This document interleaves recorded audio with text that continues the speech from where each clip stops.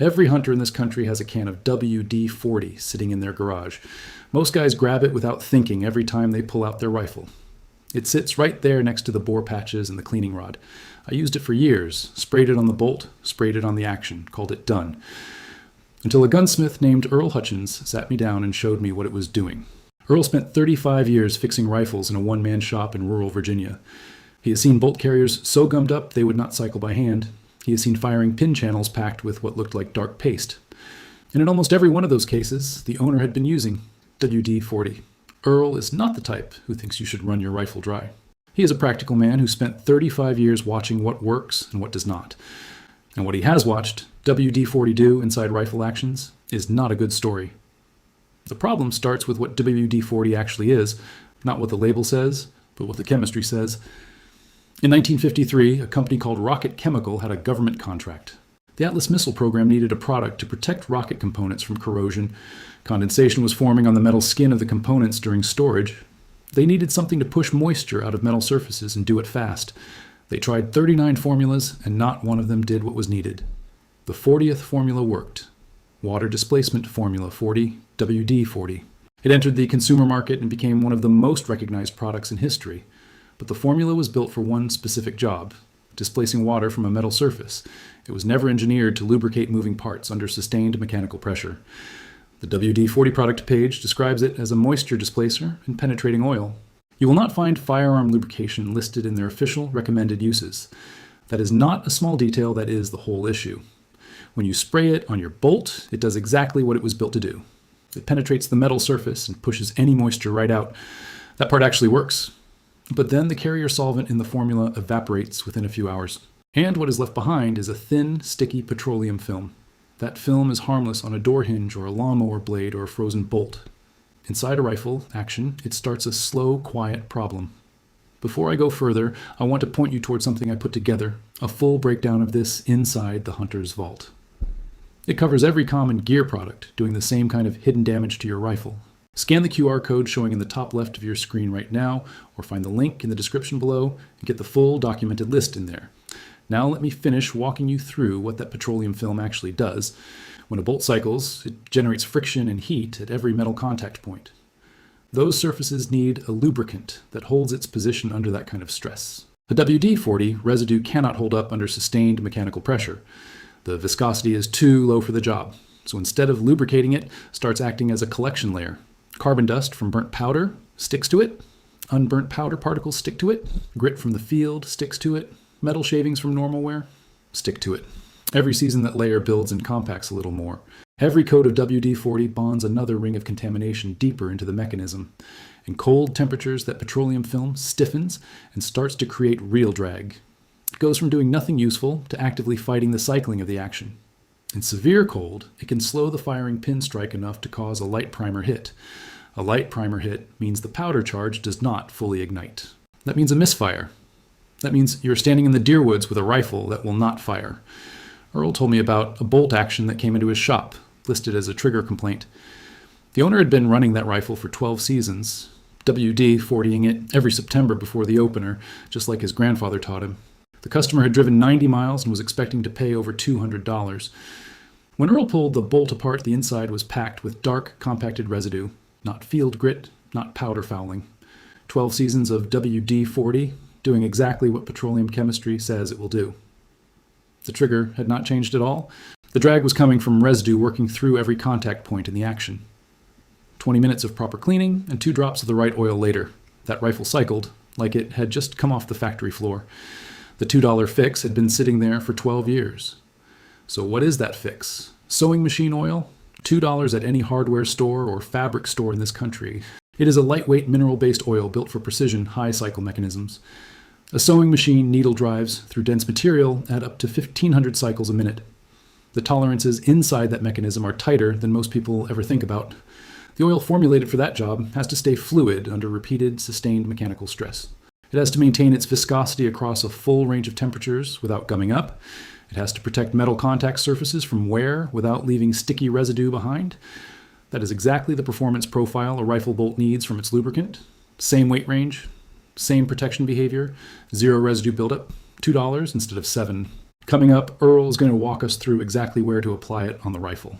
Earl has been doing professional rifle work since the late 1980s, and the first thing he told me before we even touched the cleaning kit, you cannot put good oil on a dirty action and expect it to work. The WD-40 film has to come out completely before anything goes back in. So here is exactly how Earl starts every single time. He runs a dry patch through the bore to clear any loose powder fouling. Then he moves to the bolt assembly. He reaches for plain isopropyl alcohol from the pharmacy. Around $3 a bottle, and it evaporates completely off the metal. Not mineral spirits, not acetone, not branded gun solvent, just isopropyl at 70 or 90%. He applies it to a clean patch and wipes down the bolt body. Then he holds the bolt up under a direct light source. He is looking for the surface sheen that tells him petroleum is still present. A clean metal surface under a good light reads matte, not shiny. If you still see any shine, there's still film on the surface. Another pass and check again. When the metal reads clean, he reaches for the sewing machine oil, and he uses less than almost anyone expects. 1 drop on the rear cam surface where the bolt meets the receiver, 1 drop on each bolt guide rail where the bolt travels in and out of the action. 1 drop inside the firing pin channel applied with a cotton swab or pipe cleaner. 3 drops. Total. 4 at most if the action has additional bearing surfaces. He works the bolt by hand 15 to 20 times to spread the oil through every contact point. Then he checks the feel of the cycle. A bolt that has been running with WD-40 buildup has a drag. You eventually stop noticing. You cycle it enough times, and you accept that this is just what a bolt feels like. Then you clean it properly and put 2 drops of real oil on the right surfaces. And you realize you had been living with a degraded mechanism for years without knowing it. That change in feel is the clearest argument Earl has. Smoother cycling from the first stroke, and it stays that way through the season.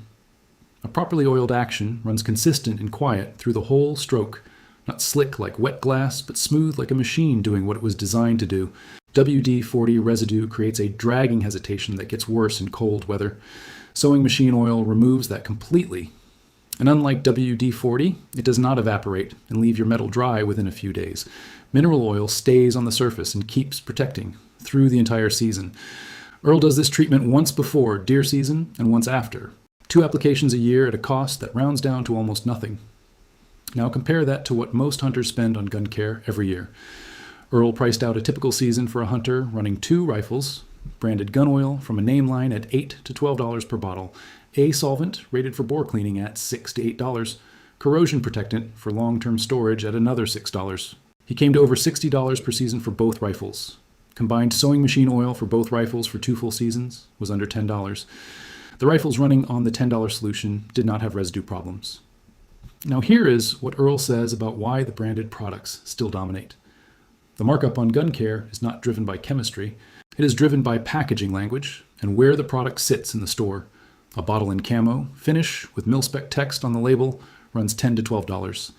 A bottle of functionally comparable mineral oil, 2 aisles over, runs $2. The active ingredient, doing the protection work inside both, is nearly identical.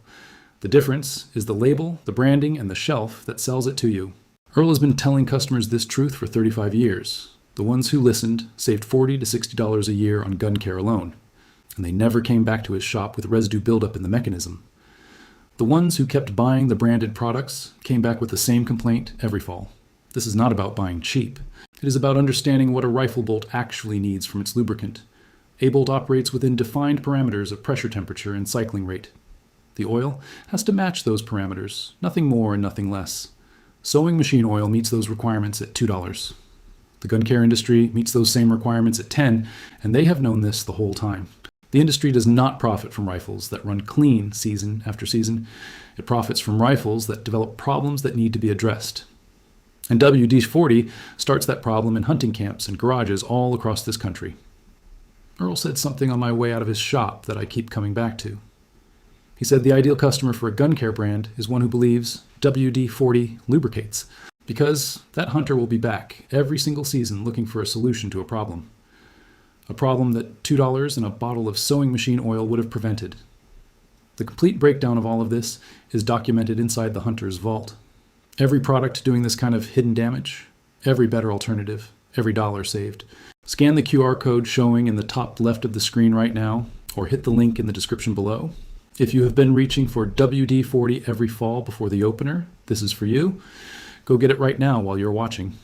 And before you close out, hit subscribe because Earl is back on the workbench next week. And what he brought in is going to change how you think about storage for good.